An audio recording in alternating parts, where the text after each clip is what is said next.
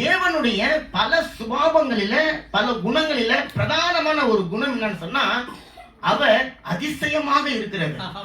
இப்ப அவருக்கு குணமே அதிசயம். அது எப்படி சொல்றதுங்க? இப்ப ஒருத்தரை பார்க்க சுபாவமே கோபக்காரங்க சொல்லிடுறோம். இப்ப இவங்க ஒரு வார்த்தை சொன்னாங்க, தாழ்மைன்னு சொன்னாங்க, அது அவங்களுக்கு தான் தெரியும். எனக்கு என்னை பத்தி தெரியும். ஒரு சிலர் சொல்றாங்க ஒரு அன்பானவர்னு சொல்றோம்ல, அதே போல தேவனுடைய சுபாவமே அதிசயமானது. அது மனுஷனுக்கு அந்த சுபாவத்தை பார்க்க முடியாது. மனுஷனை யாரையும் போய் இவர் ரொம்ப அதிசயமான சுபாவம் உடையவர்னு சொல்ல முடியாது. காரணம், அந்த சுபாவம் பூமியில வெளிப்படக்கூடிய ஒரு சுபாவம் அல்ல, அது பரலோகத்தினுடைய சுபாவம். அந்த பரலோகத்தின் சுபாவத்தை இயேசு கிறிஸ்து பூமியில தாங்கி கொண்டு இருந்தபடினால அவருடைய வாழ்க்கை மாத்திரமல்ல, சகோதரர் சொன்னது போல அவரே அதிசயமானவரா இருந்தாரு.